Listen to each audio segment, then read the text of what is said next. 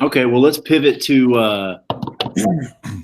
what was the second thing we were going to talk about? Oh, yeah. So, like, I think you guys are pretty open-minded in that you never start a season going, all right, I'm going to be 8 deep. Like, I don't think you start a season that way. I think that sort of evolves. But let's say, what sort of separates whatever number, Mike, you were 11 deep. How'd you separate from 11 to 12? I was 8 or 9 deep, and there was always a conversation about 8 versus 9. Those kids that are kind of on the outside looking in, what can they do, either from a skill perspective or an attitude perspective or a coachability perspective? How do you teach that kid to distance himself, to put himself in the mix? What attributes are you looking for? I mean, get better. I don't know. I mean, we had that conversation. I had that conversation with my guys at the end of the bench, this year when they came in. It was like, hey, listen, more than likely you're not going to, play a lot of minutes. And I told them I hope we are able to play well enough to get you in a lot of games, which lucky for us, we did. When you win by an average of 17 points per game, you get that opportunity. So they got to play, and it's not always like that. I was very fortunate. And so, but we did have that conversation early on, say, hey, this is kind of what it looks like. And in giving them opportunities as we went along in the season, you got to see where their inadequacies were. And that's just the reality. You get to watch it firsthand. You get to see it every day in practice to a certain extent. But, when you get them in games, you get to see, okay, well, he's pretty nervous handling the ball. He's not quick enough to stay in front of their starting guards or even their backup guards. Okay, well, this is kind of why you're in the role you're in. But what helps me then look at them and say, okay, how can they, get more playing time if they ask that question is, okay, continue to be a great support system on the bench. Are you carrying over what we're looking for from the bench when guys are doing well? Are you standing up, cheering them on? Are you standing up when they come off the bench? Are you giving them a high five? Are you communicating from the bench? Do you have an energy about you that says, hey, I'm not just here as a watcher. I really want to get in, but I'm going to support while I'm not in. And that's the hardest thing for kids to do. I think you can ask that of them, but it's just sometimes it can be a fight to get that out of them. That's human nature. Mm-hmm. I think that knowing what to do, being versatile, will always give those kids the bottom of the bench or the backside or more opportunity. And again, I don't want to just put you in the game just to be nice, right? Just to be, hey, well, no, I want. We're all competing here, and the team feeds off of that idea of competition, et cetera. But if you're just going to be nice and take away my minutes because you want to be nice to this person, even though they felt like they've earned the right to play, they don't really buy into that. And you kind of can start to destroy some chemistry there, and saying that, you come into the game and you know what to do and you're trying your best to execute. And, you're giving all that mental effort and the physical effort. Your teammates get behind that when you go in. They don't sigh when you go to check in the game, so the starters should feel happy for the bench guys coming in. The bench guys should feel happy with the starters are playing in an ideal world, so that's what I'm trying to get the kids to understand. It's all team oriented here.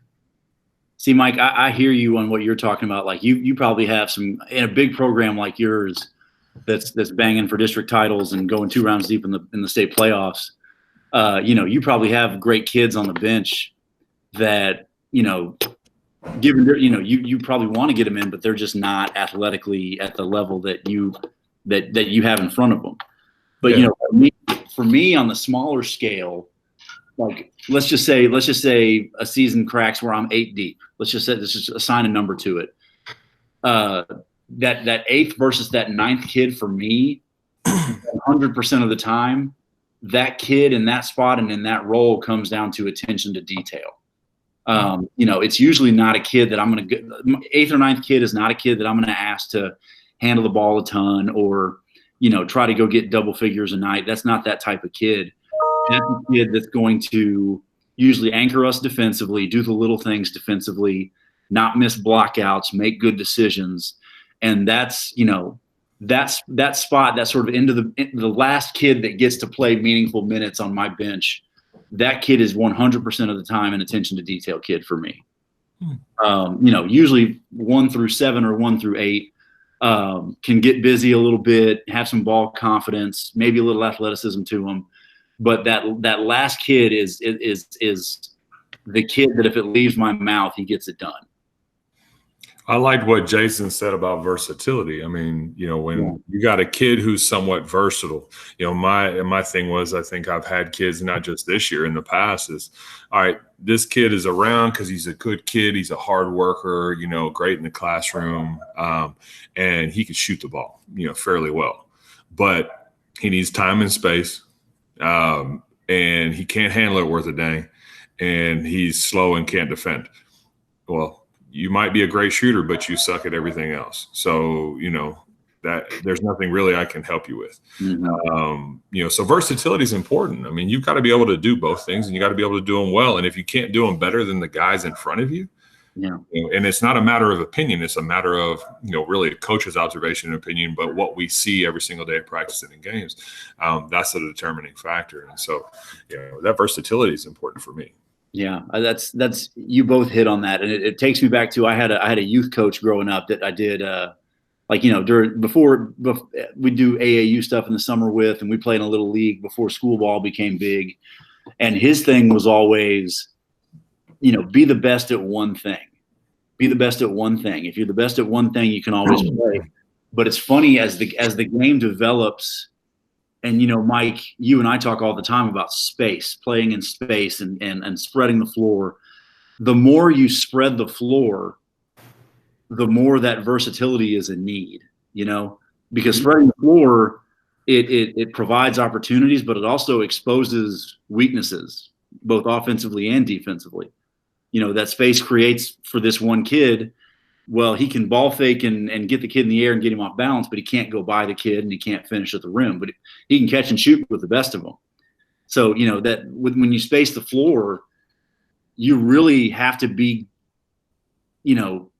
upper echelon in 2 or 3 things if you're going to see the floor and play meaningful minutes. You can't. Yeah, I think that. Sorry, I think that applies more to our game and the college game than it does necessarily the NBA. I think I agree. The conversation I've heard and the people have talked about the NBA and what they're looking for now is specialists. You're a knockdown shooter, then you're going to be able to be a knockdown shooter. Be an average defender because, hell, there's only one guy in any given possession typically that has to play defense in the NBA. And that's the guy on ball. Everybody else is kind of floating around. But